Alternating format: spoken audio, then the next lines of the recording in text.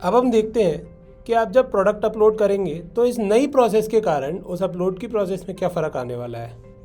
हम पोर्टल में जैसे ही अपलोड न्यू प्रोडक्ट पे जाएंगे तो इसमें जो बेस डिटेल्स हैं ये हम एंटर करेंगे। बेस डिटेल्स डालने के बाद जैसे ही आप सेव करेंगे आपको डालनी होंगी आपकी पैकेजिंग डिटेल्स। पैकेजिंग डिटेल्स डालने पर आपसे पूछा जाएगा आपकी नेट रियलाइजेबल वैल्यू। आपको नेट रियलाइजेबल वैल्यू में वो अमाउंट एंटर करना है जो अमाउंट आपकी लागत प्लस मार्जिन निकाल कर आता है। आपके प्रोडक्ट के लिए आपको जितने पैसे चाहिए आपको यहाँ पर एग्जैक्टली उतना ही अमाउंट डालना है। मान लीजिए हम यहाँ डालते हैं 300 रुपये और हम आगे बढ़ते हैं चेक लैंडिंग प्राइस के सेक्शन में। चेक लैंडिंग प्राइस में जाने के बाद हमारे पास खुलती है लैंडिंग प्राइस की एक शीट। इस शीट में कुछ बेसिक डिटेल्स तो हमें वैसे ही दिखाई देंगी जैसे हमने एंटर की थी, जैसे कि प्रोडक्ट की category, net realisable value, product का वेट या पैकेजिंग डायमेंशंस। लेकिन इसके बाद हमें जोन्स भी दिखाई देंगी। हम जोन सिलेक्ट करेंगे, जैसे कि मान लीजिए ROI यानी रेस्ट ऑफ इंडिया में हमारे पास एक प्राइस निकल कर आ रही है 403.85 रुपीज़।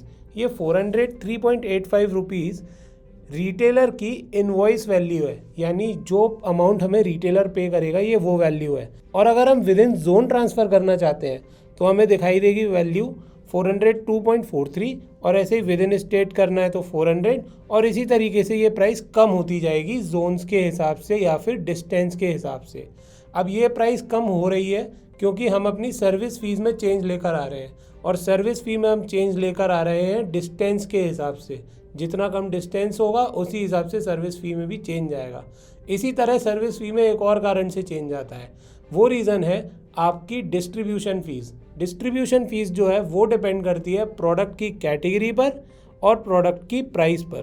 प्रोडक्ट की कैटेगरी और प्राइस से समझ में आता है कि उस प्रोडक्ट को बेचना कितना मुश्किल या कितना आसान है। जब प्रोडक्ट को बेचना आसान होगा हम अपनी सर्विस फ़ी को भी उतना ही कम कर देंगे। अब हम देखते हैं कैलकुलेशंस। कैलकुलेशंस पर जाने में हमको दिख रहा है 360 रुपीज़ और 58 पैसे की जो वैल्यू आ रही है वो एक्सक्लूडिंग GST है। और इसमें जब हम GST को भी ऐड कर देंगे तो 43.27 रुपीज़ ऐड करने के बाद फाइनल प्राइस निकल कर आ रही है 403.85 रुपीज़। यानी कि हमने जो 300 रुपीज़ की नेट रियलाइजेबल वैल्यू डाली थी उसके ऊपर हमने कैलकुलेशन करी और हमारी कैलकुलेशंस के हिसाब से फाइनल इनवॉइस वैल्यू निकल कर आई 403 रुपीज़ और 85 पैसा। ये अमाउंट हमें रिटेलर पे करेगा। जब ये अमाउंट रिटेलर हमें पे करेगा तो हम आपको कुछ अमाउंट पे करेंगे थोड़े डिडक्शंस के बाद। अब हम देखते हैं ये डिडक्शंस क्या है। सबसे पहला डिडक्शन है बिजनेस सर्विस फ़ी। बिजनेस सर्विस फ़ी यहाँ पर 15% ही चार्ज हो रही है और हम दूसरी जोन में जाएंगे तो यही सर्विस फ़ी गिर के 14.74% हो जाएगी और विद इन स्टेट यही और कम होकर 14.42 हो जाएगी और इसी तरीके से ये कम होती चली जाएगी जिससे आप एक कंपेटिटिव प्राइस पे अपने प्रोडक्ट को बेच पाएँ हमारी सर्विस फ़ी में चेंज आने के कारण। अब हम देखते हैं इस सर्विस फ़ी का ब्रेकअप।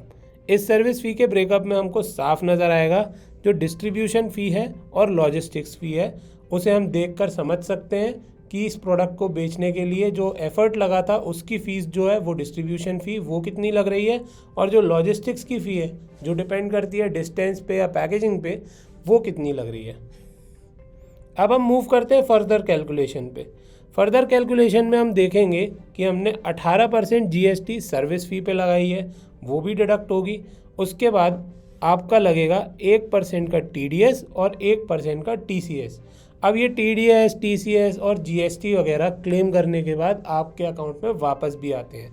तो सबसे पहले आएगा नेट पे आउट टू द सेलर। अब ये नेट पे आउट टू द सेलर जो है ये विथ प्रोडक्ट GST है और ये 325 रुपये 15 पैसे आता है। मगर इसमें से जब GST रिड्यूस होगा तो ये हो जाएगा 281 रुपये और 88 पैसे।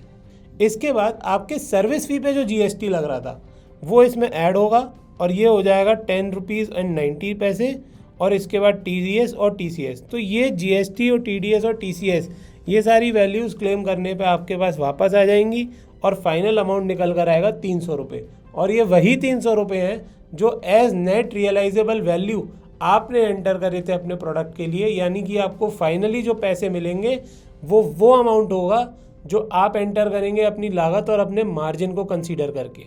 हमने सिर्फ आपको डिस्प्ले करी है पूरी बैक एंड कैलकुलेशन, और ये आप हमेशा प्रोडक्ट अपलोड करते समय देख सकते हैं, चेक कर सकते हैं पूरी ट्रांसपेरेंसी के साथ। लेकिन सबसे इम्पॉर्टेंट बात यह है कि आपको ये कैलकुलेशन खुद नहीं करनी, आपको बस वो अमाउंट डालना है जो आपको अपने प्रोडक्ट के लिए चाहिए, और सारी कैलकुलेशन करने के बाद, जोड़ने घटाने के बाद फाइनली आपको वही अमाउंट मिलेगा। अगर आपको इस प्रोसेस से रिलेटेड किसी भी तरह का डाउट है तो आप अपने एसएम से संपर्क कर सकते हैं या स्क्रीन पे दिए गए नंबर पे कॉल कर सकते हैं।